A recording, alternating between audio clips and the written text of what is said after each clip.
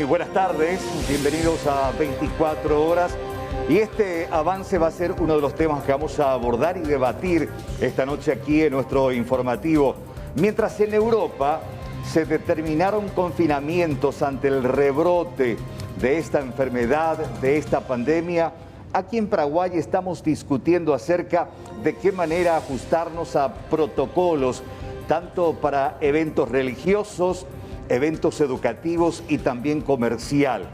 Discusiones vienen y van, advertencias por parte de educadores que no van a asistir a clases, una comunidad religiosa que quiere sí o sí asistir a la festividad de Caacupé y la frontera que está allí mostrando de qué manera se puede hacer bien las cosas. Tendremos detalles de esta y otras informaciones a partir de ahora. Equipo, ¿cómo le va? Muy buenas tardes. Hola Carlos, hola Juan, un saludo a toda la audiencia del Sistema Nacional de Televisión y por supuesto esta noche no podemos dejar de hablar de la institución que es la peor prestadora de un servicio, de la ESAP, porque continúan las quejas por la falta de agua.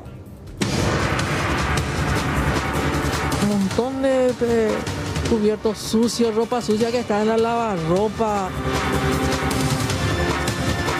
Gracias a la vecina que tiene pozo, pozo artesiano, y de ahí los vecinos se están surtiendo del agua, ¿verdad? 3 días mucho ya, para todo un barrio, porque Republicano es grande. Dice la comida que hay que estar con higiene, ¿verdad? Entonces nos tiene que proveer. Lavarnos la mano, vamos a poder. ¿Puede lavar? No, hoy no se lavaron la gente. Desde las 3 de la tarde, fíjense un poco, ni una gota de agua. Sin agua, desde que amanece, es algo que vivimos todos los días.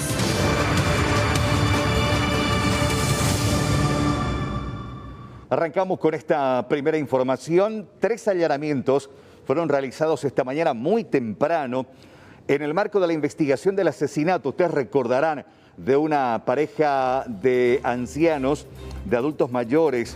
Este crimen había ocurrido el 29 de octubre en la compañía, el 20 de octubre pasado en la compañía Naranjayzú de la zona de Villeta. Y ahora 2 personas fueron detenidas en torno a esta investigación. Se había hablado en principio de que los delincuentes tenían la información de que la pareja vendió una propiedad y que ese dinero estaba guardado allí en la casa. Bueno, hasta ahora la policía sospecha de que estos detenidos tendrían algo que ver con este horrendo crimen. No, si no es coima de teja. No, no es coima de teja. No. No es. No. El primer allanamiento tuvo lugar en esta vivienda ubicada en el asentamiento 24 de agosto de la ciudad de Villeta, donde se logró la detención de los 2 sospechosos del crimen de la pareja de Naranjayzú, asesinada a balazos en horas de la madrugada del 20 de octubre pasado, con la finalidad de robo. Aparentemente, por lo que estamos llevando la investigación, no tiene ningún vínculo, ¿verdad? Pero es de la zona de estas 2 personas que se habrán enterado que esta pareja vendió una propiedad muy reciente, ¿verdad? Y bueno, tenemos algunos elementos que podemos sostener que ellos por lo menos participaron en este lamentable hecho. Vamos a estar acercando un informe conclusivo a la Fiscalía para que de esa manera pueda también ellos tomar medidas sobre la situación en la cual estamos investigando. ¿Se pudo comprobar si se concretó el robo o quedó en el intento?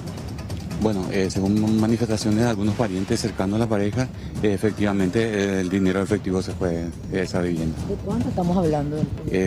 No podemos hablar, y bueno, un 60 millones aproximadamente. Lo que manejamos también por lo que es la situación de la escena del crimen, hubo intercambio de disparos. ¿A qué decimos eso? Puesto que hubo más de 2 armas que se disparaban en el lugar del hecho, ¿verdad?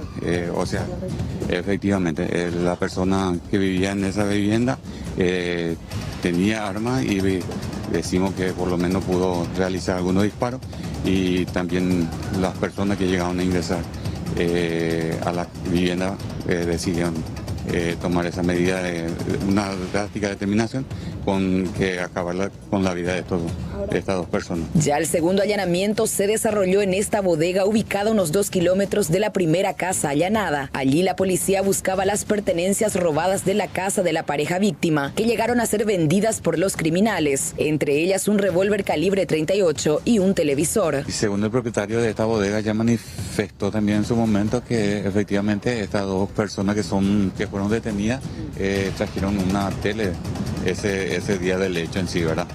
Y bueno, estamos realizando todavía la inspección y estamos dialogando con el propietario a fin de que nos pueda aportar algo para continuar con nuestra investigación, ¿verdad?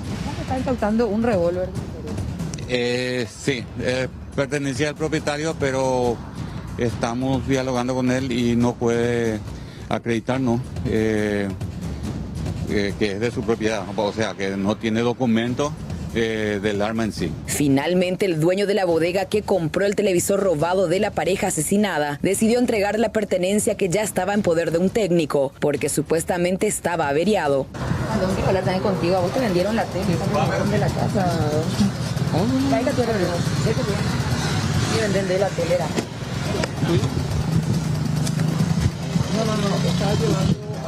Lo están llevando a... En realidad este señor es un técnico que repara televisores y es el técnico quien le entregó el señor del último allanamiento, quien habría reducido de los supuestos homicidas el aparato televisor. En cuanto al arma homicida, todavía no fue encontrada. No, todavía no. Ahora de este último lugar se está recuperando un arma de fuego, ¿verdad? Que estaríamos corroborando y cotejando con los datos que tenemos, porque también fueron sustraídos del lugar del hecho del homicidio armas de fuego que pertenecían a la víctima, mas no se pudo recuperar el arma con características que fue utilizado para el hecho del homicidio. Para el cierre del caso, la policía busca ubicar el arma homicida, que de acuerdo a las pericias realizadas a partir de los residuos de los disparos encontrados en la escena del crimen, se trataría de una pistola calibre 9 milímetros, que fue prácticamente descargada en el sitio.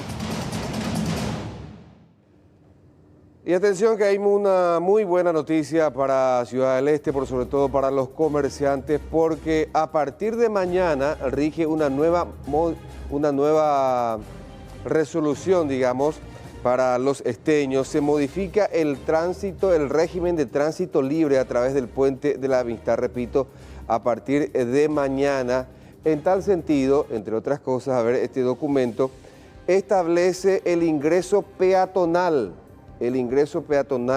de todo comprador, de todo turista, porque hasta hoy regía la disposición de solamente ingresar a Ciudad del Este en vehículos. Ahora se abre esto, los compradores podrán entrar, cruzar el puente caminando, y esto rige durante las 24 horas del día. Ya no de manera restrictiva hasta las 2 de la tarde. Una precisión acerca de lo que dice esta resolución emitida recientemente, dice: se libera el paso, pero para la entrada que se refiere al Puente de la Amistad. Sí, Puente de la Amistad. Solamente el paso del Puente de la Amistad las 24 horas para personas residentes y extranjeras. Así que con esto, por lo menos en este punto, hay un gran alivio. Exactamente. De hecho, creo que en parte de este alivio también tiene que ver con el reporte de salud pública, que hoy charlábamos con referentes médicos del Alto Paraná y hablaban de los números bajos de las camas ocupadas, incluso el 50% pacientes que no son del Alto Paraná, lo que también señala y expresa de que las cosas se están haciendo bien allí en la capital del Este, ayudando en los protocolos sanitarios para evitar que los números se disparen. Y en cierta manera también esto contribuye a que Migraciones, a través de una decisión del Ejecutivo, tome esta determinación de flexibilizar el ingreso peatonal las 24 horas, tanto de extranjeros como nacionales. Y en principio, Carlos, esta era una medida que se iba a implementar, el paso peatonal, después de la primera evaluación, después de la apertura del puente, a las 3 semanas. Hoy cumplimos 2 semanas recién y ya se implementa directamente el sistema de paso peatonal. Y esto atendiendo a las cifras que enseguida vamos a compartir con ustedes acerca de internados tanto en salas comunes como en terapia intensiva en los hospitales de referencia. Esto de hecho es una muy buena noticia para los esteños, principalmente para los comerciantes. Es una bocanada de aire que reciben ellos después de más de 7 meses de la falta de ese oxígeno financiero que los llevó en una situación de extrema delicadeza económica, reclamando incluso la asistencia de un gobierno que finalmente a los 45 del segundo les arrojó una migaja que era justamente lo de Petubó, pero que no alcanzaba realmente para subsistir. Y esto va a ayudar mucho al comercio esteño. Enseguida ampliamos esta información y mucha atención con esto. 250.000 personas como mínimo tuvieron problemas con el suministro de agua en las últimas 24 horas. Un problema que se repite todavía a estas horas en varias zonas de la zona metropolitana precisamente. Uno de los casos es el barrio Republicano, donde están sin el vital líquido desde hace 3 días.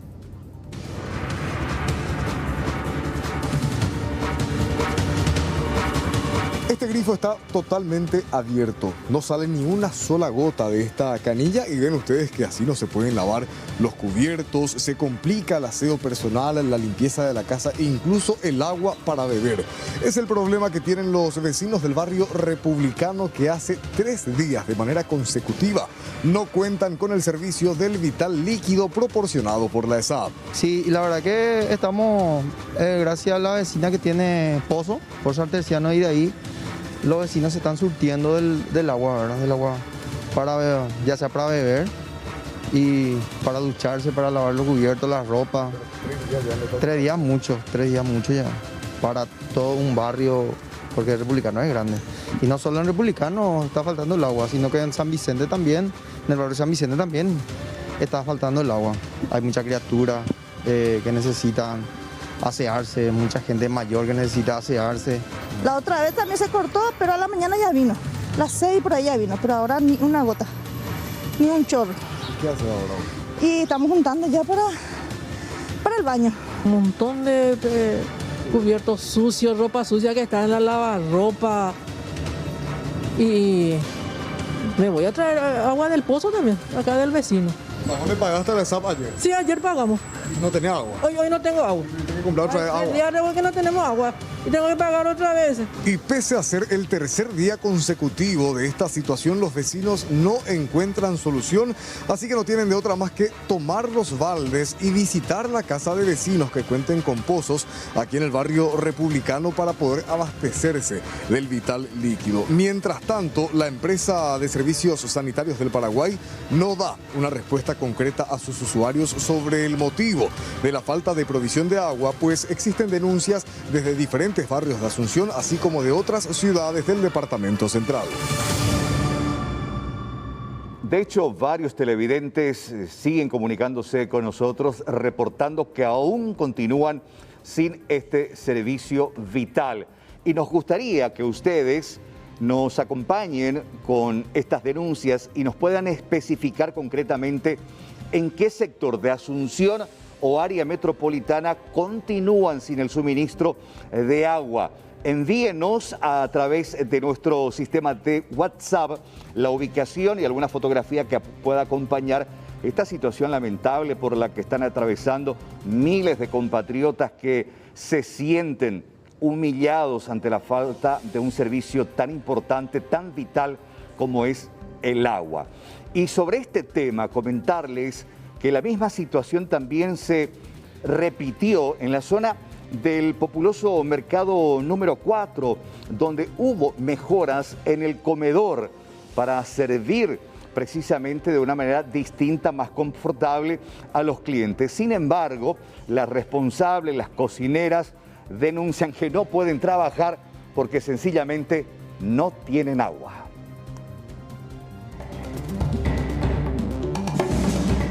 Barrios enteros de la capital del país y alrededores siguen sin el servicio de agua potable. Misma situación se vive en uno de los lugares más emblemáticos del mercado número 4. El lunes pasado se habilitó el comedor del bloque A y B con equipos totalmente renovados. Sin embargo, las cocineras denuncian que el trabajo se complica ya que no cuentan con el líquido vital. Espectacular, gracias al gobierno por decir. La única cosa que no nos gusta es la SAC que no nos provee el agua. Estamos con una falta de agua en distintos puntos. Sí, pero tiene que, sí, ya sé, pero tiene que ser el mercado municipal, pues tiene que ser, no sé, la vedette, por decir, ¿verdad? Y tiene que darle todos los beneficios a la mercadera, en ese caso por lo menos, porque nosotros dependemos mucho de eso.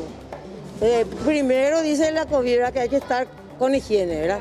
Entonces nos tiene que proveer. Lavarnos la mano vamos a poder. Pueden lavar, no, hoy no se lavaron la gente. Pedían agua, no teníamos agua. Teníamos que comprar agua mineral. El grande tuvimos que comprar. Para poder brindar un servicio óptimo y mantener limpio el lugar, las trabajadoras se movilizan y se turnan para ir en busca del agua. Señalan que de esta forma es muy complicado cumplir con el protocolo sanitario. No hay de otra, lastimosamente, más. No hay de otra. Hoy todo el día no tuvimos agua. Y la verdad que estamos trabajando muy mal ahora. Fue el asunto del agua. Bastante incómodo esto de ir. Sí, porque solamente una canilla nomás hay agua en todo el mercado. Y lastimosamente es así. ¿Qué vamos a hacer? Es un poco alejado aquí de la zona. Sí, sobre Petirosi. ¿Tienen que salir prácticamente? Sí, tenemos que bajar la escalera y volver a subir. Es súper incómodo. Se espera que en las próximas horas se restablezca el servicio de agua potable, tanto en la ciudad de Asunción como en el microcentro, ante la problemática que afectó a la planta de tratamiento de Viñascué. A pesar de esta situación complicada, las trabajadoras invitan a toda la ciudadanía con un menú variado y la atención de primer nivel en el local ubicado sobre Petirosi y República Francesa. Y vamos a seguir hablando del pésimo servicio que presta la aguatera estatal, que cada vez expone más excusas y más excusas en un intento por justificar este servicio incumplido. Ahora contactamos justamente para hablar con Alejandra Pereira, quien se encuentra en la zona de Fernando de la Mora, con la misma problemática. Alejandra, buenas tardes. Buenas tardes, Aníbal. Un saludo también para Carlos y para todos los televidentes. Y les quiero mostrar cómo prácticamente se prepara una familia que desde hace una semana no cuenta con agua. Ellos ya prácticamente viven de esta forma, compran bidones de agua. Cada vez que cae una gotita tienen que cargar en un vaso, en un balde, y así prácticamente ellos también se realizan estos trabajos justamente para poder hacer la limpieza de la casa, para poder asearse, para poder darle también de beber a sus animales. Me estaba diciendo también el señor Roberto, quien muy amablemente nos recibió en su vivienda, porque tantos reclamos ya hicieron, señores, y hasta el momento no hay respuesta alguna. Buenas tardes. Sí, tenemos casi, si vamos a hacer la cuenta, tenemos más de 200 reclamos hechos directamente a ESAP, bajo las mismas circunstancias, siempre la falta de agua. En esta ocasión fue atípico, porque hace 4 o 5 días ya que no tenemos una gota de agua. Antiguamente venían el agua así en la nochecita. Uno se levantaba y teníamos un poquito de agua o abierta las canillas y bueno, podíamos agarrar y tener la posibilidad de tener algo de agua, pero ahora no es nada. Nos levantamos a la madrugada para pescar, a ver si llega a salir agua. Nos turnamos con mis hijas, nos levantamos, cada vez que nos levantamos abrimos la canilla para ver si viene, aunque sea algo, para poder juntar, para poder asearnos al otro día. Acá vamos a hacer la demostración, compañeros. Nada. Y se puede... Se escucha ruido nada más. Sí, se escucha el ruido del aire prácticamente, ¿verdad? Sí. Ese mismo aire es el que no me resulta de que venga la factura una vez por mes con 97.000 guaraníes de consumo, el cual es un consumo fantasma, porque acá no hay agua. Me decía don Roberto que prácticamente le están cobrando por el aire. Sí, 97.000 guaraníes. La última factura que vino ahora, 97.000 guaraníes, sí, en concepto de consumo de aire. No hay otra explicación. Hacemos los reclamos a ESAP y me dicen que en la tarde, en la noche, que tengo que esperar, pero es el cuento de nunca acabar. Sí, me decía también doña Norma, y una respuesta realmente bastante chocante que uno al realizar los reclamos tiene por parte de la ANDE, porque si bien acá cerca tenemos una aguatería, nos decían que ya prácticamente ellos cansados de los reclamos, supuestamente se dice que cansaron estamos... ellos, no nosotros estamos más cansados y me dijeron, bueno, múdense a la aguatería, haga como sus vecinos. Y realmente es indignante, porque tenemos de todas las pestes posibles y no se puede estar viviendo de esa manera. No se puede vivir así, sin una gota de agua. Y tampoco es lógico aceptar la invitación de que te inviten a que te hagas socio de la aguatera nada más. Entonces lo que se tiene que entender es que hay alguna clase de asociación entre el funcionario de la gente de SAP y la aguatera. Acá estamos hablando de que prácticamente ningún horario están teniendo ustedes agua ya desde hace una semana. No hay un horario, ojalá hubiera un horario, entonces nosotros nos disponemos a juntar todos los tachos que pueda haber. Sí. Pero ya ves, hay tachos, sacamos las conservadoras, todo, hasta en vasos juntamos, porque después no sabemos cuándo vuelve. Y el gasto que también implica esto, ya que me decías, compramos agua en bidones, en botellas de litro. En todo, no solo ese gasto, porque te digo, tenemos que trasladarnos a tratar de asearnos en otro lugar y somos personas normales, no sé cómo decirte, porque la verdad que te enferma. Si no te enferma esto de los nervios, te enferma de la mugre, ¿qué crees que te diga? ¿Podemos mostrar otra canilla? A ver si no es la única, también vamos a mostrar, ya que muy amablemente ellos nos recibieron. Sí, sin problema, vamos a mostrar que prácticamente en ninguno de los grifos se observa que cae el agua. No cae nada. Nada, mirá. Nosotros somos de asearnos seguido, pero mirá lo que es esto. Sí. ¿Te das cuenta que acá no cae una? ¿La limpieza se puede realizar de esta? No, ¿qué limpieza? ¿Con qué vas a limpiar? ¿La ducha? Vamos a probar un poco la ducha. Cuidado, no te vas a mojar, ¿eh? Nada. Así es como cae. Nada. Y no son los únicos aquí de la zona aparentemente. Que tenemos el problema. Mira, el problema. No sé decirte, porque yo veo en la tarde mis vecinos que pueden regar las plantas, vemos que riegan las plantas, vemos que baldean la vereda. Me imagino que el motivo es porque están con la aguatera. Porque se mudaron a la aguatera. Así es. Sí, es que yo lo sé, porque me han dicho que se han mudado a la aguatera. Lo sé. Estamos hablando de una serie de problemas que traen, porque miren también las plantas, podemos observar, compañeros, totalmente secas ya, porque no, aparte de la lluvia que no cae tampoco. No, y encima estamos hablando que no se puede regar las plantas. No, ¿qué regar? Si un poquito que sale para asearnos. No, de regar es impresionante, no se puede estar así. ¿Cuántos reclamos? No, tenemos mínimo contados con mi marido como 200, porque es todos los días. Y no es de hoy. Esto viene hace 2, 3 años con la misma circunstancia. 2 o 3 años con la misma circunstancia viene. Siempre la falta de agua. De hecho, cuando nosotros nos mudamos acá, hicimos hincapié en el tema del agua. ¿Sí? Siempre nos dijeron que había agua, no había problema de agua, hasta que nosotros pisamos la casa. Ahí vinieron los problemas de agua, no hubo más agua. Desde siempre. No fue tanta la odisea, pero te digo que hace unos meses atrás ya parece que te cargan, parece que es un chiste, porque vos te quejás y te dicen siempre lo mismo. Y fue la gota que rebalsó el vaso, fue eso de que me dijeron, bueno, múdese a la aguatera.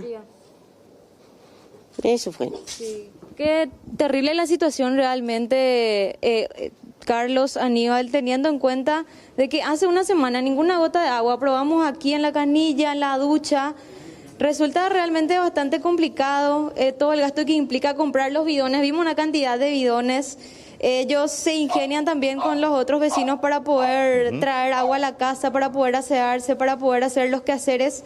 Pero la única respuesta que recibieron hasta ahora por parte de la SAT es que se muevan a la aguatería de la zona. Bueno, esa es la respuesta, al menos que ellos tienen por parte de las autoridades.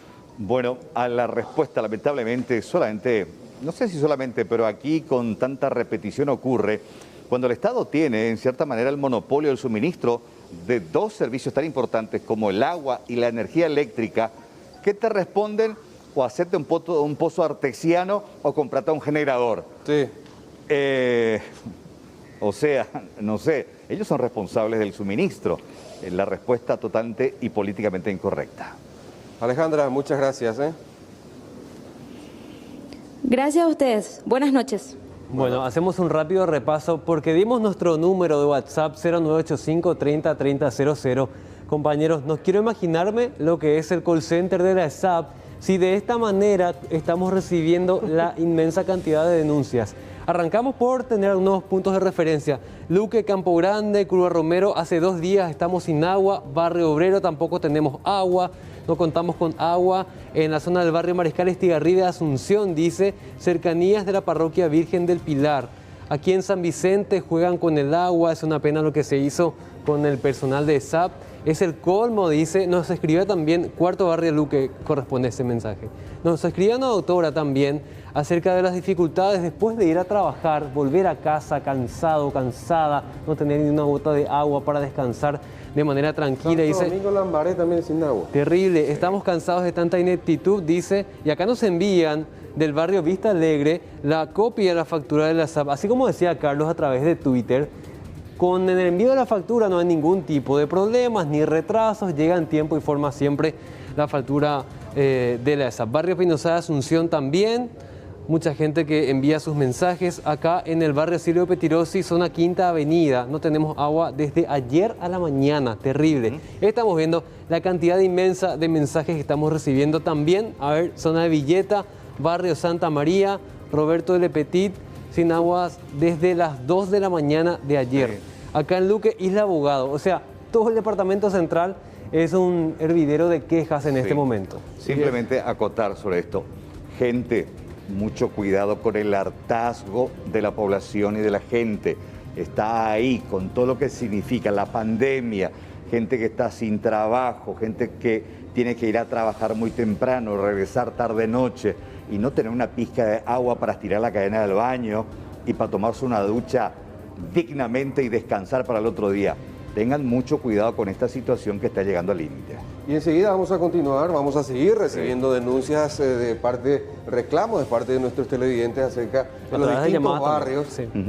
Hay incluso llamadas, ahí ven ustedes el número, porque vamos a seguir hablando de esta problemática. 0985 30 30 00. Ahora vamos a mantener un contacto telefónico con la directora de Migraciones, la señora Ángeles Arriola, acerca de esta muy buena noticia para toda Ciudad del Este, porque a partir de mañana rige una nueva disposición. El Puente de la Amistad se podrá cruzar caminando, los compradores podrán utilizar el paseo peatonal para hacer sus compras en la capital del Alto Paraná. Directora, buenas tardes, ¿cómo le va?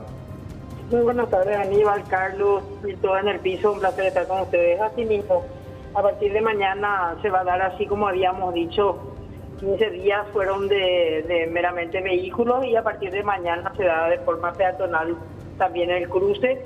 Y además se va a dar, habiendo ya conversado con la gente de Vigilancia de la Salud, sobre todo con el doctor Sequera, que también habló con el doctor Mazzoleni, el ministro de Salud, se decidió hacer 24 horas también para extranjeros, con nacionales y residentes de nuestro país, el ida y vuelta. ¿No tenía que haber primeramente una evaluación epidemiológica para disponer esta liberación, si es que vale el término? De hecho fue recomendación del Ministerio de Vigilancia de la Salud, que es justamente lo que te acabo de decir, y eso ya consta en la resolución la cual saqué, que es por una recomendación de salud. Así lo habíamos hecho, así lo habíamos hablado en su momento con los distintos gremios, las fuerzas vivas, las autoridades y demás, y bueno, los números están dados. Hoy hubo una reunión a las 3 de la tarde, se habló de un porcentaje muy alto liberado de camas de terapia, sobre todo en el Alto Paraná. El nivel de contagio en Alto Paraná es mínimo en este momento, y bueno, esto estuvieron compartiendo hoy tanto con las autoridades de Ciudad del Este como las autoridades sanitarias, y bueno, después posterior a eso sacamos la resolución ya por recomendación de la parte de Vigilancia de la Salud, de la Dirección General de Vigilancia de la Salud. ¿Esto significa, directora, que a partir de medianoche rige esta determinación? En realidad, a partir de las 5 de la mañana, porque a las 5 de la mañana es cuando se va a volver a visitar y ahí ya va a correr 24 horas. Hay que notificar a todas las instituciones que conformamos con la primaria para que estén todas al tanto. Y bueno, esto es algo que se venía hablando y de hecho se va a dar también la semana que viene seguramente novedades en el protocolo de la parte aérea, porque también tenemos que esperar a que Salud sea el que dé los números y ya cómo estamos como para poder ir avanzando. Esto siempre tenemos que recordar, Carlos, a nivel que es una cuestión de prueba. Esto va a ir a unos meses y es que sigue igual la situación del este del país, en la parte de Canindeyú también y de Amambay, por supuesto que se va a continuar, de caso contrario se va a retroceder y se van a tomar otras medidas. Eso siempre estamos sujetos a lo que Salud diga. Directora, para precisar, en este momento le saluda Juan. Esta apertura de 24 horas, ¿qué tal, directora? ¿Se va a dar solamente en el Puente de la Amistad? ¿Qué pasa con los demás pasos fronterizos mientras tanto? Sí, ¿qué pasa con los otros puestos? Con los dos sobre todo.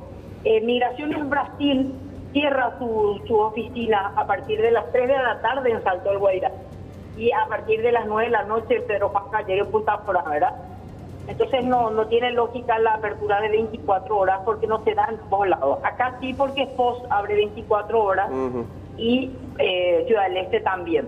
Salto del Guairá y Mondo Novo abra hasta las 3 de la tarde en realidad y la parte de la balsa hasta las 6 de la tarde. Y Pedro Juan Caballero con Punta Porá abre hasta las 21 horas, nada más es la apertura de lo que es migraciones. Entonces no tiene sentido dar 24 horas en ambos lados porque cada policía va a hacer su trabajo y va a estar reteniendo. Entonces, de hecho le dimos creo que 2 a 3 horas de gracia en el caso de la cena, que se van a cenar y demás para poder cruzar. Pero en la parte migratoria no se puede dar 24 horas porque no está habilitado ninguno de los puestos, ni en Brasil ni en Paraguay. Directora, no me quiero olvidar del cruce fronterizo con Argentina. Hay mucha gente muy pendiente, principalmente en el sur, que aguarda alguna respuesta o alguna noticia sobre ese tema.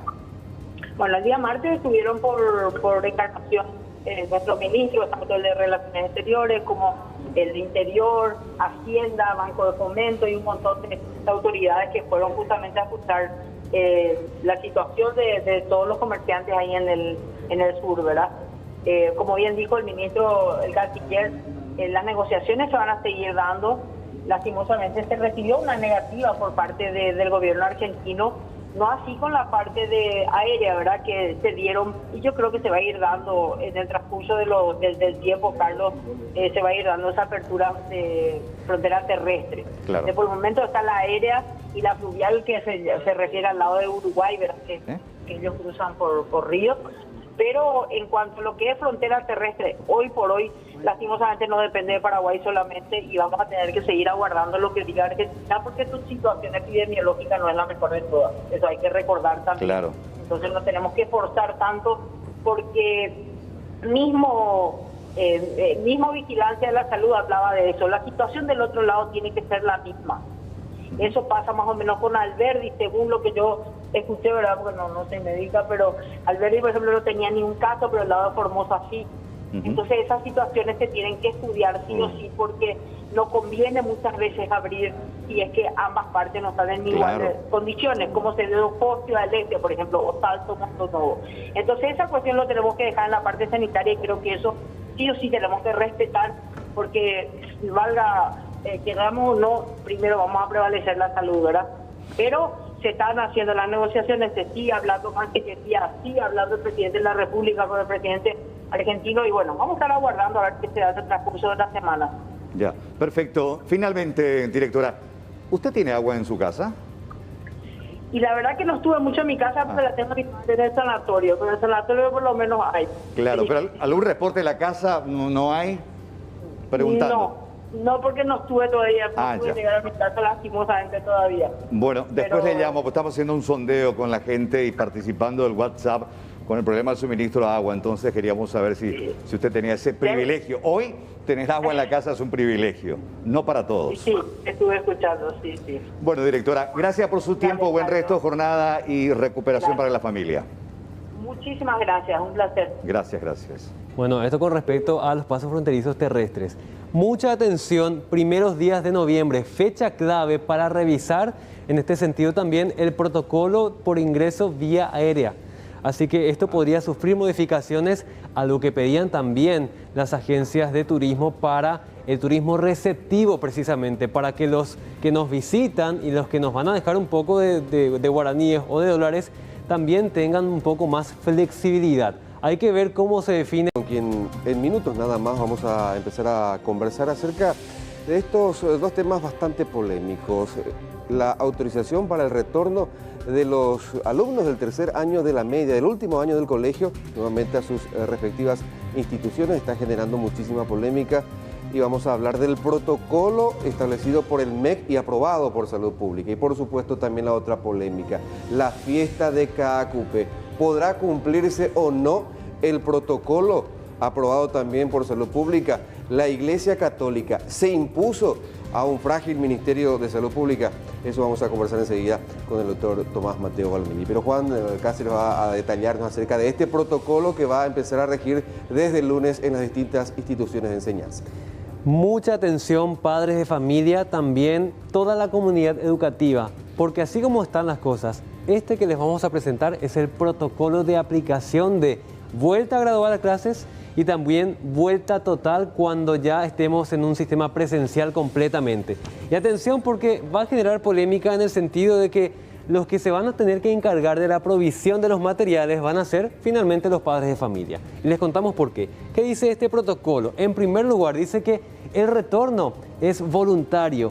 Los responsables de las familias, a ver si vamos a la placa por favor, comunicarán por escrito mediante autorización firmada su voluntad de enviar a sus hijos a las clases presenciales durante la emergencia sanitaria. Enseguida les mostramos el modelo de autorización que van a tener que firmar los padres y con qué tipo de documentos van a tener que firmar para que puedan sus hijos asistir a las escuelas y colegios. Va a ser como una nueva inscripción, aparte de la inscripción nuevamente, para garantizar en caso de que, bueno, si sucede algo, una cuestión de garantía, ya se va a tener ese documento firmado por los padres.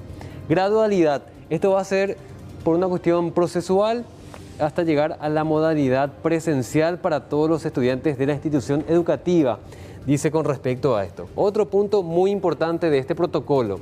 ¿Quiénes se involucran? Los padres y encargados particularmente son claves a fin de verificar que estén lo suficientemente confiados para enviar a sus hijos e hijas a la escuela.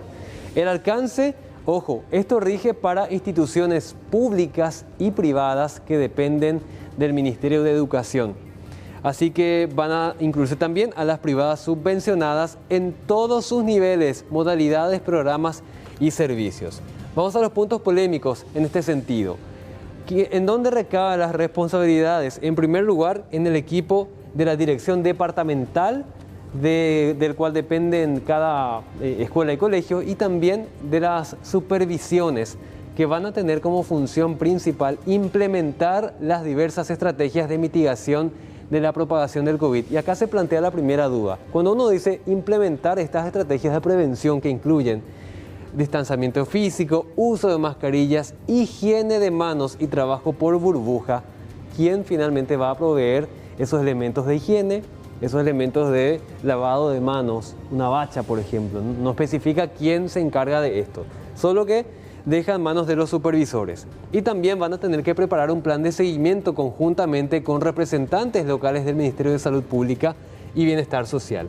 Ahora bien, cada escuela y colegio va a tener que conformar un consejo que va a estar liderado por un director o una directora de la escuela, y este consejo va a estar integrado además por las ACES, asociaciones de padres, y también por los delegados de curso. Hablando mal y pronto, ya sabemos cómo se maneja un consejo de cada escuela o institución. Incluso representantes de padres o integrantes de las ACES, que van a tener a su cargo lo que se denomina como el Comité Educativo Institucional para la Gestión del Riesgo. Lo siguiente, ellos van a tener que, en primer lugar, designar en cantidad suficiente a los docentes o funcionarios encargados del control de la temperatura a toda persona que ingrese a las instalaciones. O sea, el consejo de cada escuela va a tener que designar a un encargado de tomar la temperatura. ¿Quién provee los aparatos? ¿Va a ser ojímetro? ¿Cómo queda eso? En segundo lugar, mamá va a terminar comprando el, ¿cómo se dice? El tomador de temperatura. Y uno cuando va a la inscripción en las escuelas y colegios, las haces que te piden una colaboración para comprar la escoba y el balde. En este sentido, además de la escoba y el balde para mantener limpio el colegio, se va a tener que comprar el termómetro, el alcohol en gel, el jabón líquido, la instalación de las bachas, o sea que la cuota de inscripción podría subir, estimamos. Otro punto, asegurar que las personas encargadas del control de ingreso cuenten con un kit de desinfección, alcohol al 70%, a fin de realizar la fumigación de los calzados. También monitorear las condiciones de salud de los estudiantes, docentes y personal administrativos de la institución. Y el monitoreo queda un poco a criterio todavía de las autoridades de salud, seguramente, que van a indicar a los encargados cómo actuar en ese sentido. Juan, se entiende que las ACES en las instituciones públicas son las que los padres tendrán que agenciarse para comprar el termómetro, después el alcohol, después el lavamanos, el jabón, pero las instituciones con capital privado, me imagino que ellas proveerán de todo esto. Y ojo que también se encuentran en una situación económica muy difícil por la falta de pago de cuotas. Vamos a ver cómo se va a manejar eso en los colegios privados. Otra función es observar que los docentes, junto con los estudiantes, realicen prácticas de limpieza en el salón de clases durante la jornada académica y además examinar el inventario y suministro de los insumos de bioseguridad. Acá está lo que estábamos comentando recién: agua, jabón, lavandina, alcohol en gel y otros. Y estos elementos van a ser claves a partir de este momento, porque ¿quién finalmente se va a encargar del costo de poner esto a disposición de los colegios? ¿Qué dice este protocolo?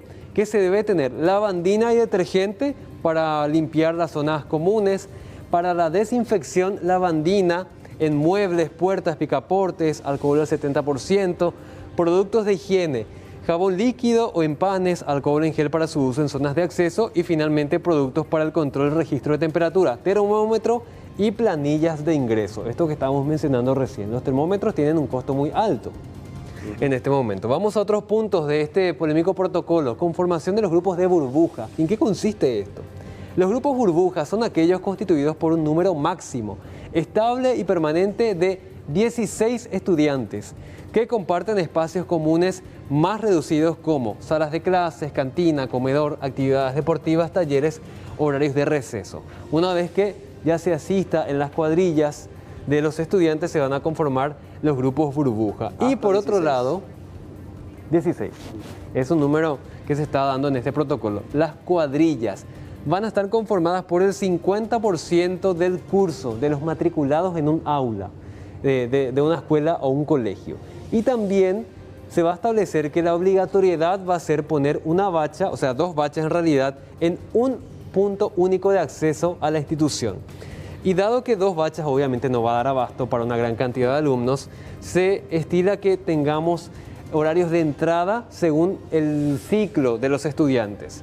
Las cuadrillas del primer ciclo con un número máximo de 60 estudiantes, el segundo ciclo con un número máximo de 70 estudiantes, el tercer ciclo con 50 estudiantes y las cuadrillas de nivel medio con hasta 45 estudiantes.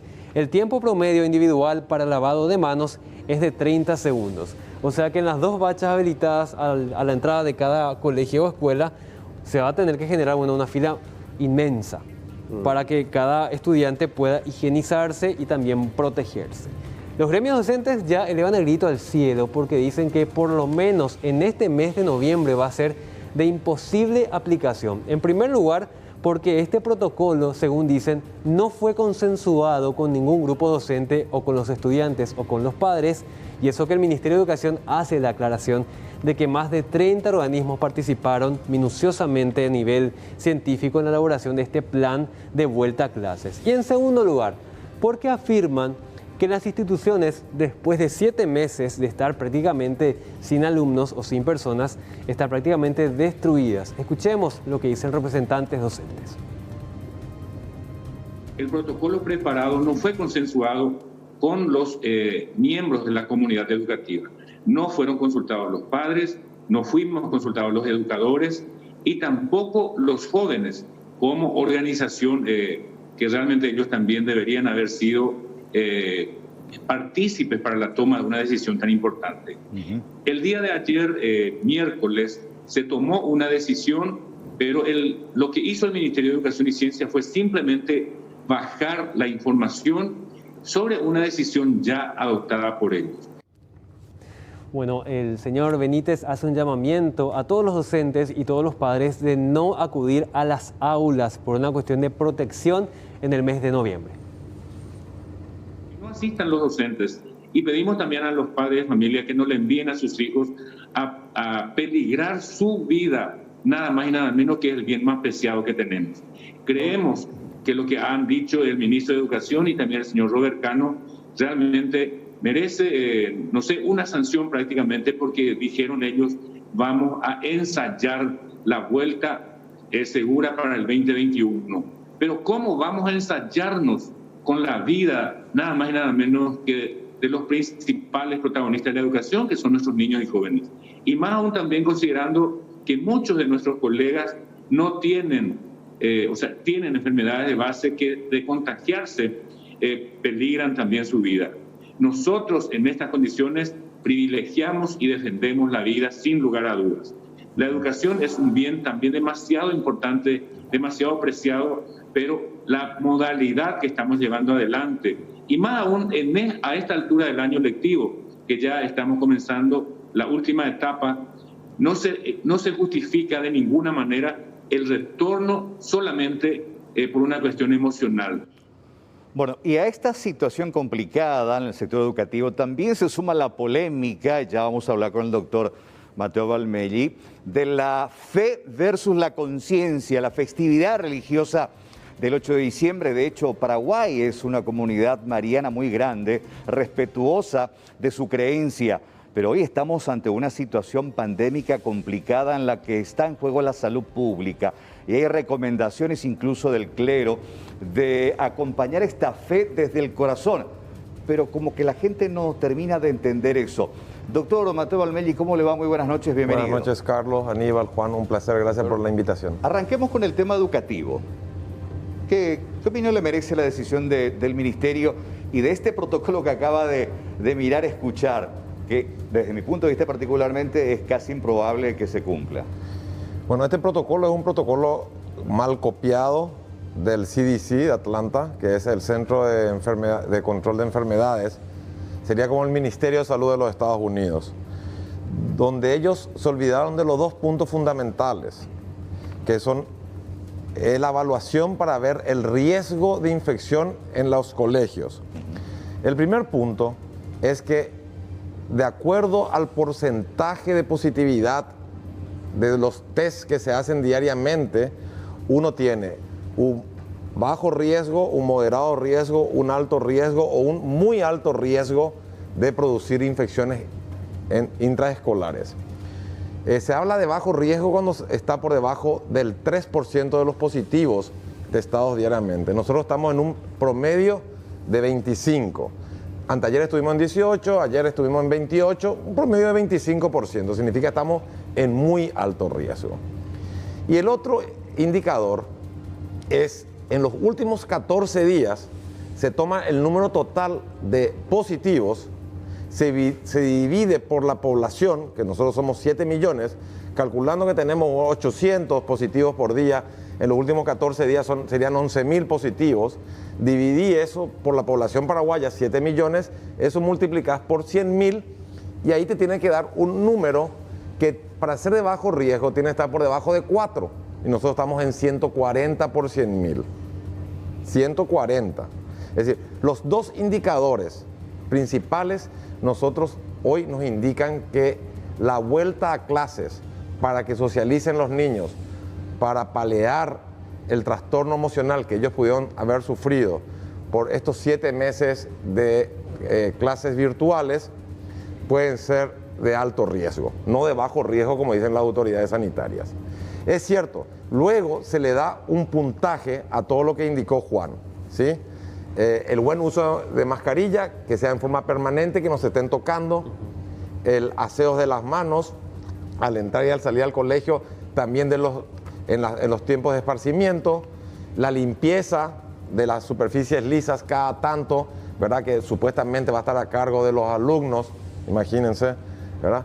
Y luego eso da un puntaje que si vos tenés 2 de los 5 y tiene que haber un grupo que haga la trazabilidad, que tiene que ser autoridad sanitaria que hagan la trazabilidad de los contactos de los infectados para ir al aislamiento y la cuarentena individual para que no tenga impacto global. De acuerdo a dos, si uno tiene 2 de los 5, 3 de los 5, 4 de los 5, uno lo etiqueta en alto riesgo. Nosotros en este momento, los indicadores epidemiológicos en base al CDC, estamos nosotros en alto riesgo. Es decir, y más, si a eso le sumamos que nuestras instituciones educativas no fueron adaptadas desde el punto de vista sanitario, que nuestras instituciones educativas durante 7 meses estuvieron cerradas y abandonadas, principalmente la del sector público, ¿cómo ellos van a querer en 7 días hacer un protocolo, socializarlo? Porque la socialización es lo más importante. Los alumnos son los primeros que tienen que entender el protocolo. Los padres, los alumnos y los educadores. En 7 días ellos quieren que las instituciones que estuvieron cerradas 7 meses se adecuen a las normativas sanitarias, que es imposible. Un lavamanos, 2 lavamanos, tiene que ser un lavamanos por aula. Por aula. ¿Verdad? Tiene que haber alcohol, jabón, papel desechable. No es que te secar la mano con toalla. Tiene que ser un papel desechable y tirar en un cubo herméticamente cerrado. ¿Sí? El tapaboca tiene que ser y no tocarse y no sacarse. Hay que enseñarle a los chicos. Nosotros tenemos ahora, tuvimos todo el año para enseñar todo esto en forma virtual y preparar la vuelta al 2021 de una manera fraccionada, híbrida, y con burbujas, como ellos le quieran llamar, de 15, 16 alumnos. No sé dónde sacaron 16, ¿verdad? Pero está bien, el número 16 para ellos, 16. Tenemos tiempo, no es momento de arriesgarnos nosotros por 2 horas, 2 veces a la semana por 14 días, que este plan piloto, que de plan tiene muy poco y aparentemente es sin piloto y sin hoja de ruta, ¿verdad?, sea infructuoso porque no tiene un objetivo académico, no tiene un objetivo científico. Los indicadores científicos demuestran que nosotros todavía estamos en una zona, en la parte alta de la curva. Es cierto, hemos descendido unas líneas en la transmisión, en la duplicación de casos y un poco hemos bajado en los casos fatales diarios, pero todavía estamos en la parte alta. Que nosotros tengamos un pico en la parte alta de la curva es mucho más difícil de controlar con un sistema sanitario endeble que si nosotros volvemos a tener un pico ya en el valle, una vez que bajemos bien la curva y estemos en un 5 o 10% más de positivos de los testeados diarios. Pero no es nuestra realidad epidemiológica ahora. Es decir, es un riesgo epidemiológico, no tiene un objetivo académico ni científico y probablemente sea un plan piloto que va a fracasar, y eso hace que las señales que nosotros le mandemos a la población como política sanitaria se relajen. Y eso, yo le tengo más miedo a eso, que la gente diga, no, ya se abrió el puente de la amistad en forma peatonal. No, ya no, vamos a hacer la peregrinación a Cacupé y vamos a tener misas de 2.000 personas. Ya habilitaron para que los chicos del tercer año de la media vayan a despedirse por 14 días a socializar. Entonces, ¿yo por qué me voy a tener que cuidar en mi casa? Si a eso le sumas que las instituciones no pueden estar desde el punto de vista sanitario adaptados si no tenemos agua. Estamos más de la mitad de Asunción, está sin agua, y el departamento central. No nos podemos lavar la mano. Yo estuve 24 horas sin agua. Me llegó hoy a las 6 de la mañana. Doctor, sobre ese punto que estás mencionando, acá en el caso de que Dios no quiera que haya una propagación masiva derivada de un colegio, de una escuela, se traslada la responsabilidad, en primer lugar, en esa nota que van a tener que firmar los padres de consentimiento de enviar a sus hijos al colegio, y en segundo lugar, a esta serie de mini autoridades dentro de las escuelas. Y el punto que a mí personalmente me preocupa es que se da atribuciones incluso médicas a integrantes de la comunidad educativa. Monitorear, dice, las condiciones de salud de los estudiantes, docentes y personal administrativo. O sea, ¿cómo un director o un delegado de curso va a poder monitorear el estado de salud de la comunidad educativa? Ese protocolo no es viable. Y si nosotros ya damos una señal a la ciudadanía de que ya el primer paso que estamos dando es un paso mal dado, obviamente eso hace que la gente se relaje. Nosotros no estamos todavía en un momento de relajación. Muy probablemente nosotros vamos a comenzar un descenso más importante si hacemos bien las cosas en las siguientes semanas. Pero si nosotros, yo no creo que tampoco que asistan, la gran mayoría de los colegios públicos no van a asistir. Y un porcentaje importante de los privados tampoco nos van a adaptar a este juego social, ¿verdad? Pero de todos modos, la señal como política sanitaria es inadecuada. Nosotros tenemos que dar señales fuertes. Estamos todavía en esta situación, tenemos que nosotros prepararnos para el 2021, que va a ser un año sanitario más difícil que el 2020, porque no va a haber cuarentena de 7 meses el año que viene. Va a haber una gran interacción. Y nosotros tenemos la obligación de proveer como fundamento natural educación y salud a nuestra gente. Y es responsabilidad única y exclusivamente de las autoridades, del Ejecutivo y de las autoridades sanitarias y educativas. Usted está en condiciones, al igual que este docente a quien estábamos escuchando, de decirle a los papás, no envíen a sus hijos. Lo digo todos los días.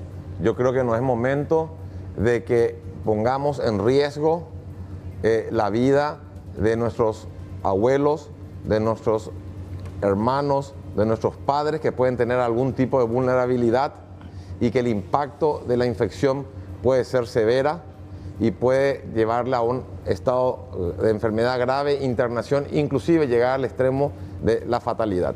No quiero ser pájaro de mal agüero, yo sé bien que esto no va a tener una repercusión epidemiológica porque el grupo es muy pequeño, pero no nos dejemos llevar por lo que uno cree que está observando actualmente, que es mucha flexibilidad. Nosotros estamos todavía en una etapa riesgosa del brote epidémico y tenemos que prepararnos para el 2021, desde todo punto de vista, desde el punto de vista psicológico, desde el punto de vista educativo, desde el punto de vista económico y ni qué decir desde el punto de vista sanitario. Esto ahora, noviembre, lo educativo. El lunes. El lunes. Después estamos ahí a la vuelta de la esquina, la festividad religiosa más importante del país, donde en otras naciones ya suspendieron justamente por una cuestión de precautelar, y comentaba yo al arranque, en Europa están con el confinamiento ahora por el rebrote, que es lo que pasó justamente por esa relajación. Y ahora viene la festividad del 8 de diciembre. No, solamente 1.000 personas, 1.500. ¿Qué reflexión tiene al respecto, doctor? Y le hago un llamado a las autoridades eclesiásticas que hoy prioricen el objetivo principal, que es la salud y la vida, que los protocolos pueden estar muy bien escritos, pero son difíciles de socializar y de aplicarlos, que el pueblo paraguayo es un pueblo altamente católico y mariano, que la gran aglomeración de gente que se puedan presentar en el departamento de Cordillera y en la ciudad de Cacupé va a ser muy difícil de manejar, que el protocolo actual es prácticamente inviable y que también estamos poniendo en riesgo no solamente a los cacupeños que habitan en Cacupé, sino también a todas las otras regiones del país donde una vez que termine la peregrinación y las misas y el trío de misas de la semana posterior al 8 de diciembre van a volver a sus hogares y en vez de tener un foco rojo o 2 focos rojos como ser Central Asunción, eso se puede diseminar por toda la República.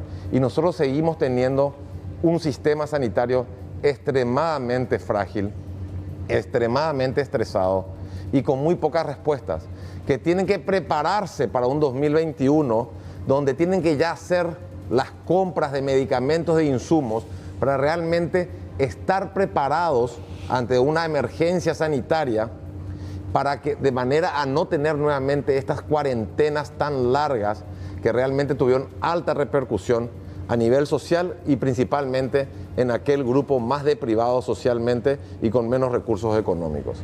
Doctor, queremos compartir contigo y también con la teleaudiencia el reporte actualizado del Ministerio de Salud con respecto al COVID-19 de la fecha. Procesamos 3.141 muestras, 760 positivos, todos son casos comunitarios. Lamentamos informar 14 fallecidos y con esto el total de decesos llega a 1.373. 629 internados, 119 están en terapia intensiva, 512 recuperados, sumando así 41.800. Total de confirmados, 62.050 pacientes. Y vamos al detalle de los fallecidos por áreas. De 40 a 59 años tenemos 4 casos y de 60 y más tenemos 10 casos. Las zonas de procedencia son Central, Concepción, Ñembucú y el departamento de Itapúa. Repetimos, tenemos 14 fallecidos y de esta cifra total, vean ustedes, de 3.141 positivos, de muestras, 760 son positivos. Esto representa, doctor, el 24%. Si de un total de muestras de 3.100 tenemos un 24% positivo, es un número todavía muy alto para un solo día, ¿no? Muy alto. Ese número está estable. Hace 2 a 3 semanas, hace 2 a 3 semanas atrás estábamos en 32-35%. Hemos bajado a un 25% en promedio, un 24%, pero sigue siendo muy alto. Sí. Es una falsa seguridad. Es claro, lo ideal es bajar por debajo del 5%. Ahí vamos a estar en el valle. El coronavirus no se va a ir, va a ser endémico, siempre va a estar. Pero vamos a tener nosotros picos o olas, como le quieran llamar, ¿sí? Y nosotros tenemos que estar siempre, cuando venga el pico, estar lo más abajo posible para no colapsar el sistema sanitario frágil que tenemos. No es el momento de aglomerarnos. La aglomeración es proclive a la transmisión del virus. No podemos encerrarle en aulas a adolescentes después de 7 meses para que socialicen y reviertan su estado emocional deprimido porque estuvieron con clases virtuales durante 7 meses, ni permitir colaciones. No nos podemos ir a aglomerar hoy en día en una misa, porque el ejemplo que damos, que la Iglesia Católica dé, otras religiones van a querer seguir con igual, ese criterio, con el mismo criterio, y entonces esto va a ser un descontrol, ¿verdad? Que justamente esas personas que vos dijiste mayores de 60 años son las que más sufren. Hoy tenemos todavía, es cierto, hemos disminuido un poco, pero estamos en una zona de riesgo todavía. No hay que relajarse, hay que ser honestos, cuidarnos cada uno para cuidarlo al otro. Y no es momento, y hay antecedentes históricos. 1899, fiebre bubónica, 1911, independencia del Paraguay, 1918, mal llamada fiebre española, 1922, la revolución del 22, donde se suspendieron las fiestas, los festejos marianos. Y hoy en día, el 12 de diciembre, que es la Virgen de Guadalupe, siendo México el país más católico de toda Latinoamérica, junto con Brasil, suspende las festividades, y igualmente Brasil para la Virgen de la Aparecida. Entonces, llamemos a la conciencia de las autoridades eclesiásticas y que las autoridades sanitarias cumplan su función de seguir cuidándonos, porque si no, esto puede ser un brote dentro de la meseta, y eso sí puede ser muy peligroso. Doctor, ahora acabamos de, antes que usted llegara, también informar que desde mañana se cruza el puente ya también. Los compradores pueden cruzar el puente tranquilamente sin esa rigurosidad de ingresar exclusivamente en vehículos, y ya va a ser a partir de las 5 de la mañana hasta la medianoche. O sea, se libera mucho más todavía el movimiento ahí en Ciudad del Este. ¿Eso a usted le genera un poco de preocupación también? ¿O? No, solamente llamar a la conciencia de la gente, de la honestidad individual para cuidarle al prójimo. Uno tiene que seguir manteniendo la actividad esencial, que es el trabajo, pero uno tiene que ser consciente que si uno enferma no puede trabajar. Si uno le enferma, en las familias paraguayas todavía hay una interacción intergeneracional. El abuelo vive con el hijo vive con el nieto. Todavía hay 3 generaciones en una casa. Entonces probablemente uno tiene que ser lo suficientemente honesto de seguir creyendo que sí estamos en una crisis sanitaria mundial, y que la crisis sanitaria tiene repercusión en lo económico y en lo social. Entonces tenemos que aprender a convivir con el coronavirus. Como dije, esto va a ser endémico ya, y tenemos que aprender a cuidarnos y cuidarles a nuestros seres queridos y a nuestros compatriotas. Como siempre, doctor, es un placer y un gusto charlar contigo. Muchas gracias por la presencia esta noche. Gracias, Carlos. Aníbal, un placer, Juan.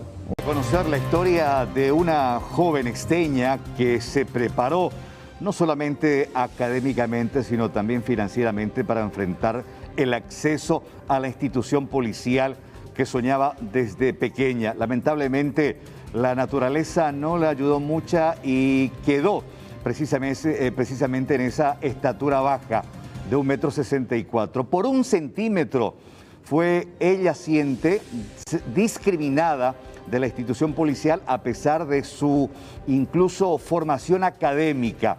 Y hoy queremos conocerla, queremos escuchar su historia y precisamente ella comparte esta noche con nosotros en vivo y en directo con nuestra compañera Evelyn Velázquez. Evelyn, adelante, muy buenas noches, bienvenida. Buenas noches a todos, es así como estabas explicando justamente Carlos, y no solamente María Carmen Galeano fue, podríamos decir, ya afectada por esta situación. Hay también otros jóvenes, estudiantes inclusive, como el caso de ella, que está a un paso de ser licenciada en criminalística y que nos va a comentar mejor. Ella, oriunda de Ciudad del Este, llegó a la capital, preparó todos sus documentos aquí que tiene también a mano, que lógicamente tiene un costo también, gestionar, sellar por escribanía. Y comentanos, ¿llegaste con la esperanza de poder inscribirte al colegio de policía? Sí, ya, como te había comentado, soy universitaria de la carrera de criminalística allá en Ciudad del Este, en la facultad de UNINTER. Y bueno, ya que con esa carrera es difícil, ¿verdad?, de ejercer,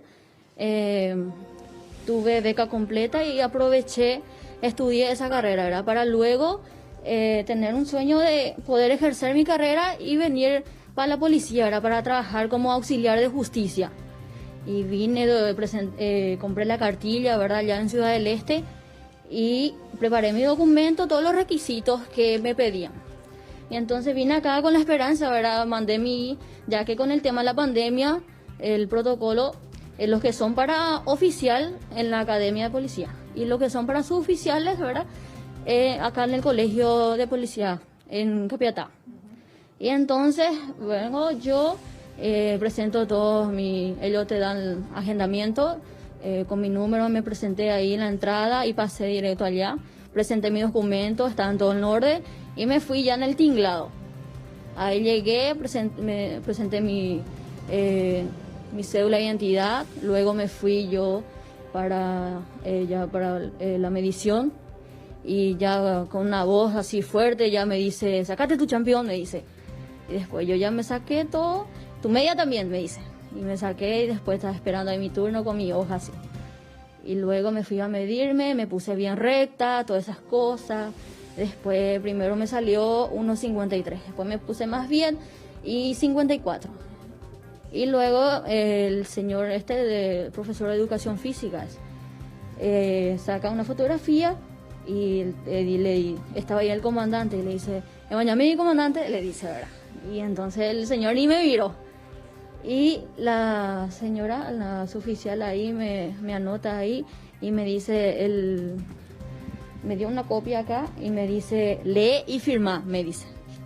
Y yo agarro, firmo y leo así y me dice, me anota 1,54, ¿verdad? Y es 1,55. Me dice y después me dice que no cumplo el requisito y le firmo, ¿verdad? Y yo me sentí muy... No sé, me sentí discriminada y me sentí en el aire, no entendía lo que pasaba. Y me miró, me dice, allá está la salida, me dice. Y ni siquiera me dio la oportunidad de decirle que me dé, ¿verdad?, una oportunidad. Como me faltó 1 centímetro para poder inscribirme, ¿verdad? Y no solo es mi caso, hay muchos jóvenes también que están así, en esta situación que yo estoy, ¿verdad?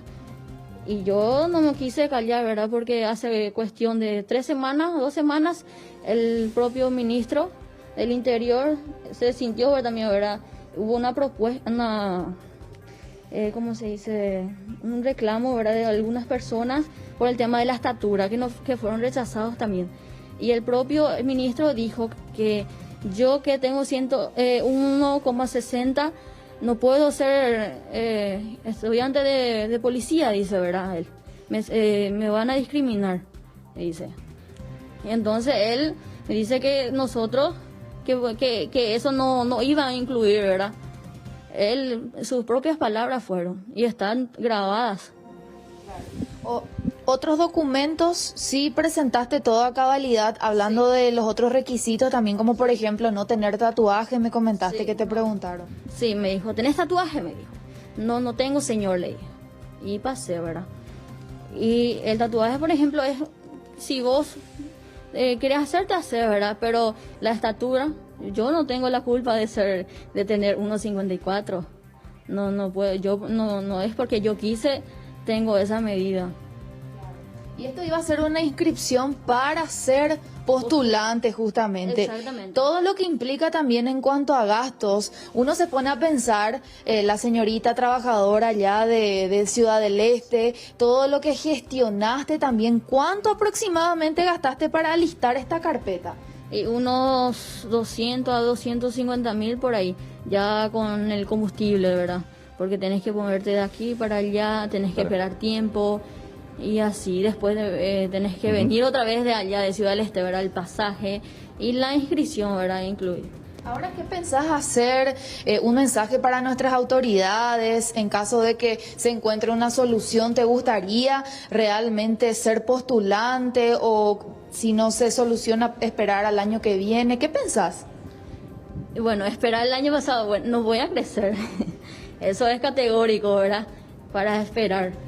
Y queremos una oportunidad, no queremos ser incluidos por tener un 1,54, ¿verdad? Que nos rechace por nuestra cabeza, ¿verdad? Pero por estatura no, que nos dé una oportunidad de inscribirnos, ¿verdad? Yo como representante de los jóvenes que fueron rechazados, ¿verdad? Lo de 1,60, 1,54, 1,53, que nos dé la oportunidad de inscribirnos. Y luego ya vienen los exámenes médicos, vienen los exámenes psicológicos, ¿verdad? Y los exámenes escritos. Ahí ya va a ser por nuestra capacidad, por nuestra inteligencia, nuestra preparación. Son muy similares al de María, compañeros. Si le escucha también ella, justamente ya tiene el sistema de retorno. Claro, María, buenas noches, gracias por tu tiempo. Evelyn, compartir con ustedes dos también y con nuestra teleaudiencia acá con Aníbal y rescatar lo que decías, lo que había expresado el ministro del Interior cuando fue reclamado por una comunidad indígena cuyos miembros no fueron admitidos precisamente por tu misma situación. Y queremos recordar lo que textualmente él decía y hacía referencia a esta situación.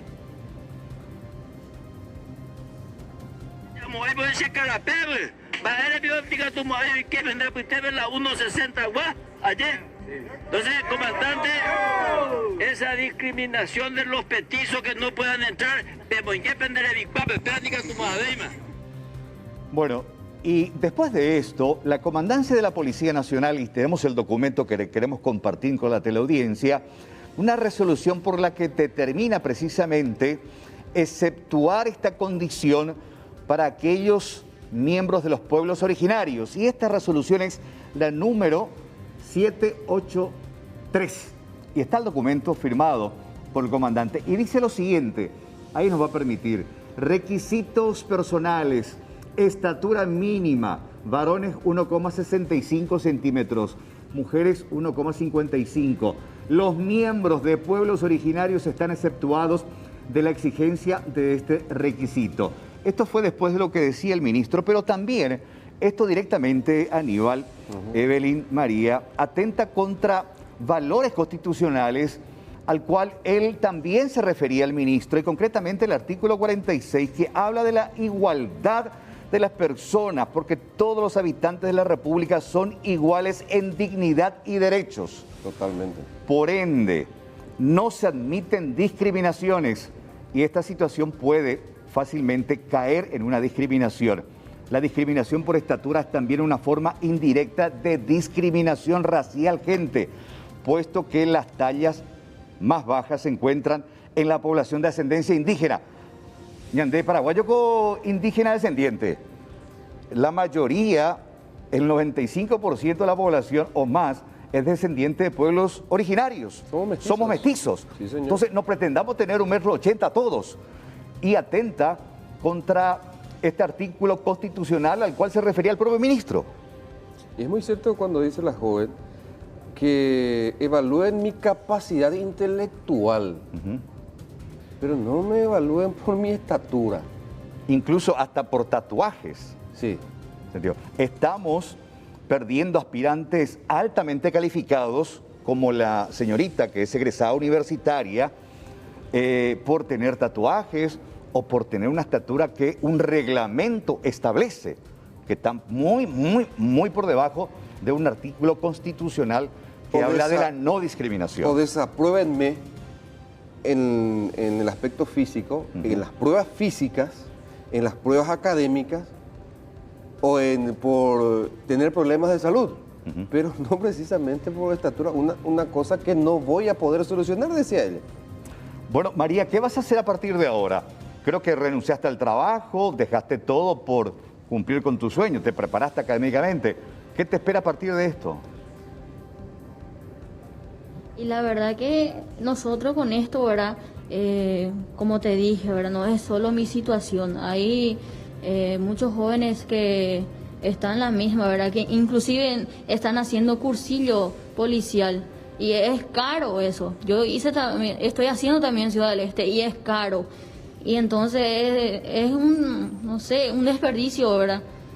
Un tiempo perdido también fue para nosotros. Entonces eso no queremos permitir. Y lo único que nosotros queremos, hablo por todo lo que nos pasó, ¿verdad? Por todos esos jóvenes, queremos inscribirnos, que nos dé el ministro, que nos dé una oportunidad de poder inscribirnos y ya con los exámenes, ¿verdad? Intelectuales, ¿verdad? Que lo que ingresen, lo que estén preparados, ¿verdad? Que yo pregunto, ¿verdad? ¿Qué es lo que quiere? ¿Quiere un policía con capacidad intelectual, profesionales? ¿O qué quiere? ¿Un policía modelo, alto? ¿Y qué? Muy cierto. Sí, totalmente. Y así, como dijiste, ¿verdad? En la ley, la Constitución, los artículos están encima de cualquier reglamento. Y eso fue una discriminación para mí, porque yo no tuve la culpa de nacer así. Totalmente. Y reitero. De crecer hasta ese punto nomás. Y reitero, 1 centímetro es la diferencia que marca hoy. Y reitero que la estatura mínima como una exigencia en un proceso selectivo como este, por ejemplo, desde mi punto de vista y con todo respeto, me parece totalmente arbitraria y discriminatoria. Y por ese centímetro probablemente estamos perdiendo a una futura brillante policía.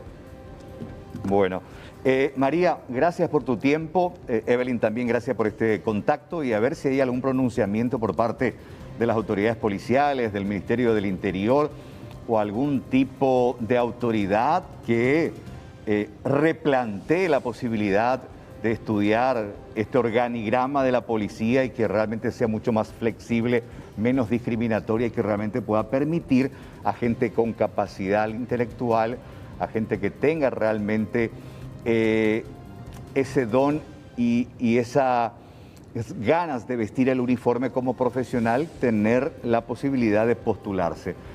María, gracias por tu tiempo. Buenas noches. Te agradezco yo. Gracias. Gracias. Evelyn.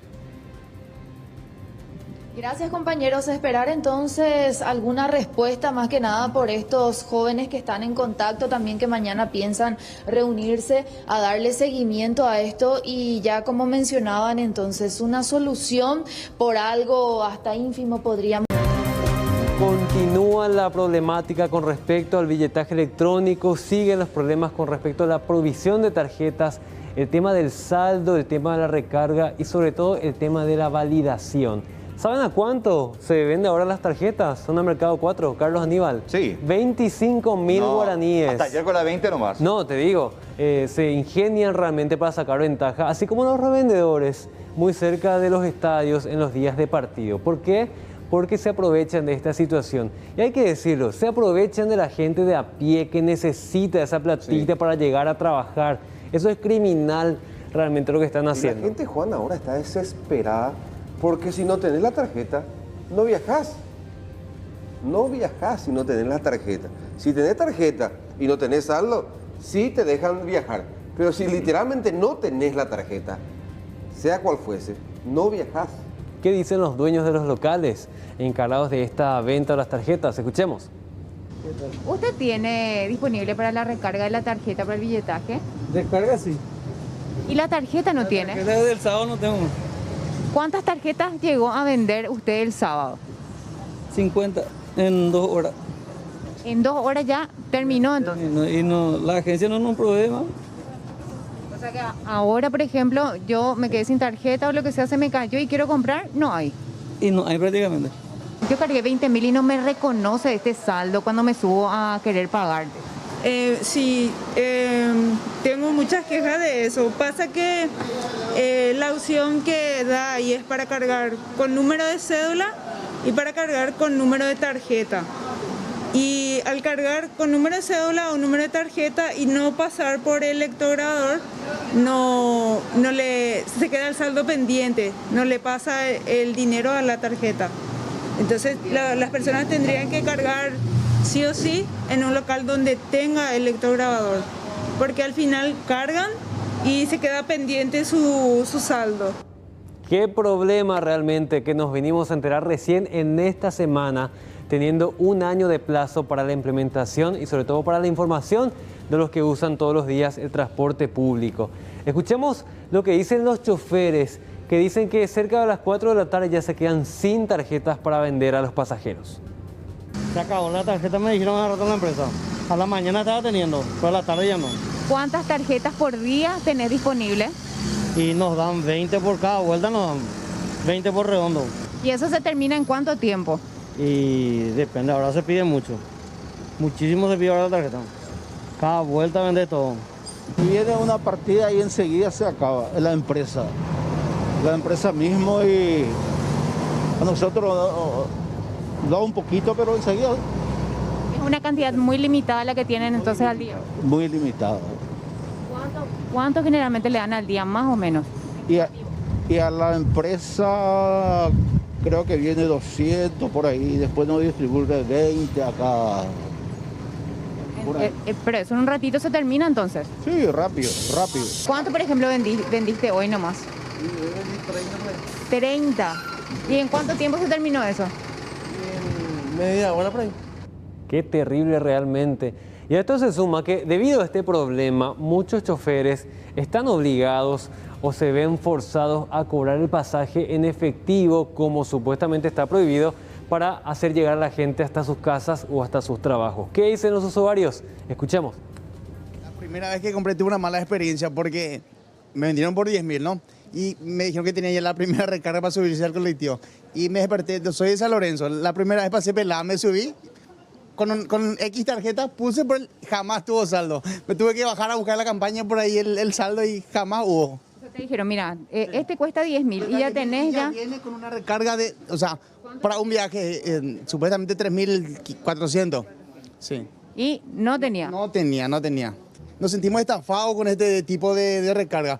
¿Qué pasaba antes? Vos tenías tu plata, ¿verdad?, en mano y le dabas al chofer y ingresabas. Vos tenés tu billetaje y tenés que estar controlado por máquina, no es porque está controlado por vos. ¿Dónde vayas a saber si vos pedís un saldo acá y te vas a ir a pagar y no tiene? ¿Qué es lo que pasa? Ni dónde se va a parar toda esa plata. Que fui estafado también, como dijo el señor. Increíblemente, tarjeta para el colectivo es una estafa, uno más del gobierno para los pobres vendedores que somos nosotros acá y allá por todos lados. La primera vez le bajó a muchísimos de mis colegas vendedores humildes y entonces directamente le culpo al presidente de la República que ponga otra vez los 2.300 o así, sin porque no somos primer mundo, somos acá en Paraguay. ¿Pago en efectivo? Sí, en efectivo. Zona Mariano Roque Alonso no hay tarjeta. Gente con criatura que carga por 20.000. Yo recién tuve la experiencia de que una señora se subió con una criatura.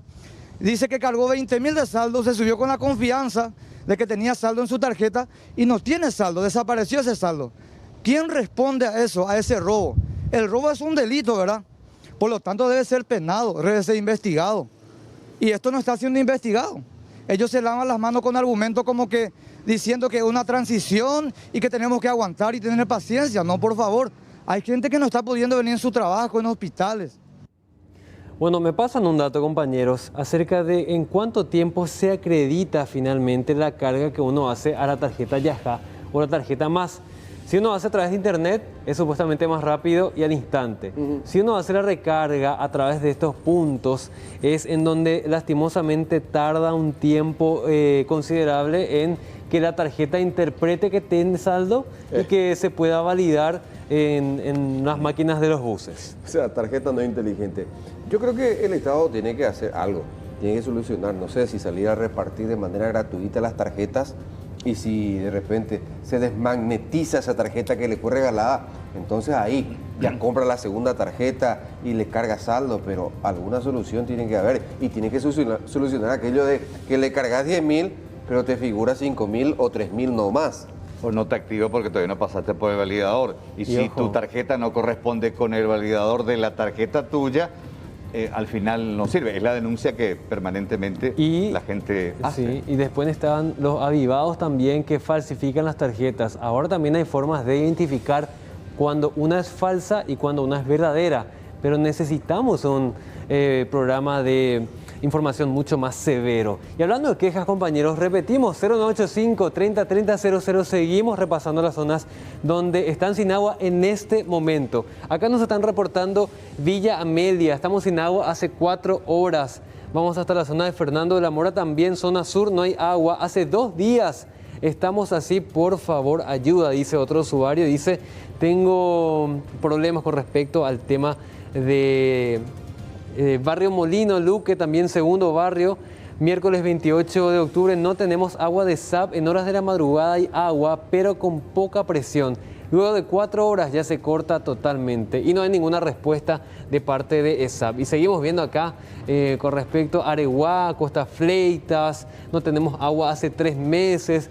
Somos de Benjamín Acebal, llueven las quejas al número de WhatsApp habilitado por el mensajero ciudadano para reportar las zonas en donde la están pasando muy mal actualmente. Son las 20:38. Hace atrás aprobaron la normativa, hoy se retractaron en una sesión que duró pocos minutos.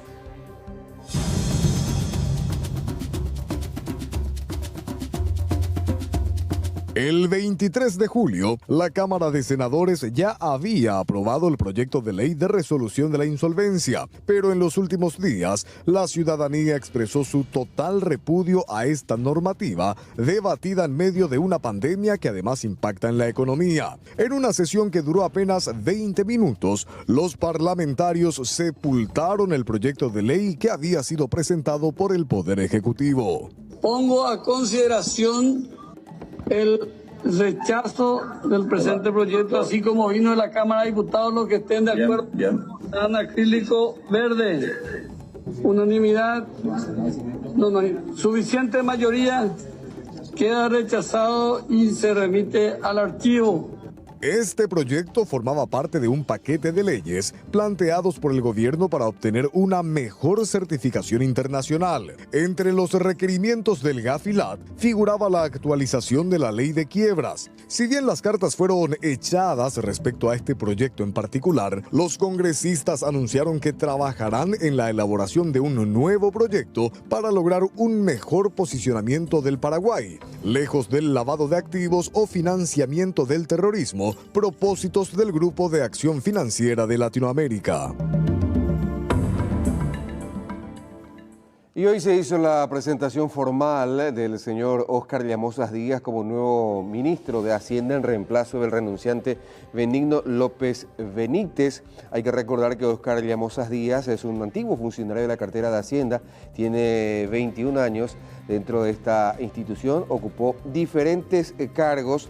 Vamos a escuchar lo que decía Óscar Llamosas en este acto realizado en el Palacio de López. Mañana su juramento y su posterior asunción al cargo, y luego les comentamos algunos de los desafíos que tiene el nuevo titular de la cartera de Hacienda. Acá para el Ministerio de Hacienda lo central es avanzar con el Plan Ñapuá. Este Plan Ñapuá tiene una serie de acciones que de hecho ya lo está llevando adelante, y parte de ese plan son algunas cuestiones que están pendientes de aprobación en el Congreso, ¿verdad? Como bien dijiste, el proyecto para financiar obras públicas, también ya tienen media sanción algunos proyectos relacionados al ámbito social, como así también al de viviendas, y obviamente vamos a estar empujando desde el Ministerio de Hacienda la aprobación de esos planes de manera a poder dar una mayor fortaleza al plan de recuperación y que podamos tener o podamos lograr esos números que el Banco Central estuvo mencionando y sentar las bases también para la recuperación plena en el año 2021. Y ya lo escuchaban al ministro Llamosas diciendo que uno de los objetivos de la cartera a su cargo desde mañana es implementar el programa Ñapuá Paraguay, un programa del gobierno. Y en ese sentido hablaba de una serie de proyectos, de préstamos que requieren para implementar este proyecto. Y en este sentido hay que decir que hoy el Senado aprobó otro paquete de préstamos por un total de 57 millones de dólares. Se sigue endeudando al país. De este total de 57 millones, 32 millones serán para el MOPC y otros 25 millones para el Ministerio de Agricultura y Ganadería. Bueno, hoy todo esto pasa a la Cámara de Diputados. ¿Cuáles son los desafíos del nuevo ministro de Hacienda, el señor Óscar Llamosas Díaz? Vamos a compartir. En primer lugar, reducir el déficit fiscal. Este año el déficit va a ser el 7.2%. Para el 2021, 4%. En el 2022 el déficit será del 2.8%. Al año siguiente, en el 2023, ese déficit se reduce a 2.1%. Y recién en el 2024, el tope fiscal será de 1.5%, el déficit será de 1.5% y de esa manera recién volveríamos a la normalidad cuando los economistas dicen que el tope fiscal de 1.5% ya tenemos que alcanzar en el 2022 porque si no se va a complicar la situación macroeconómica por sobre todo. ¿Cuáles son los otros desafíos para el ministro Llamosas? Aprobación de la ley del servicio civil. Mucha discusión va a tener este tema en el Congreso Nacional. Una nueva ley de contrataciones públicas. También va a presentar o debería presentar un proyecto de superintendencia de seguros y la reforma de la deficitaria caja fiscal. Y por supuesto tendrá Carlos Audiencia que afrontar también la presión política que vendrá el año que viene, año de elecciones municipales y por supuesto también vendrán las elecciones generales. Y los pedidos de dinero vendrán desde el Tribunal Superior de Justicia Electoral, que tendrá que organizar esas elecciones y también pagar los aportes a los distintos partidos políticos. De hecho, son muy pretenciosos estos ítems, interesante por ciento del lado económico-financiero para la República y enfrentar lo que va a ser Paraguay post-pandemia. Sí, señor. Ahora, me resulta más tipo protocolo sanitario para Gagupé. Sí, de difícil cumplimiento. Exactamente, pero bueno, ojalá que sea un buen administrador el ya ministro Llamosas, un hombre de la casa, una persona que ha hecho carrera al Ministerio de Hacienda y siempre fue el sustituto del ministro Benigno cuando él estaba de misión en otros países con otras actividades. Y de hecho es el responsable, su viceministerio era el responsable de la elaboración del presupuesto de cada año. Ahora cambiamos de tema para escuchar al jefe de gabinete de la Presidencia de la República, quien fue consultado. Estamos hablando de Juan Ernesto Villamayor, quien fue consultado acerca de esta polémica ley de insolvencia que hoy, por decisión del Senado, se envió al archivo. Recordaba Juan Ernesto Villamayor que este proyecto fue elaborado durante el gobierno Cartes y que el año pasado, debido al buen trabajo que se hizo, resolvieron presentarlo al Congreso Nacional e incluso desafió a mucha gente para demostrarle que la ley actual es mejor de la que se rechazó este día en el Senado. Este es un proyecto que se trabajó del año 2013 al 2018. Es un proyecto que corresponde a la administración Cartes. Ellos trabajaron y elaboraron este proyecto. El calendario electoral que rige a todas las democracias en el mundo seguramente no les permitió presentarlo. De modo tal que en marzo del año pasado, comprendiendo que era un buen proyecto elaborado en la administración Cartes, nosotros presentamos el proyecto. Nadie me podrá decir buenamente que está satisfecho con el sistema actual. Y el sistema actual tiene 50 años. Y le reitero, me encantaría, ustedes son muy hábiles investigadores todos,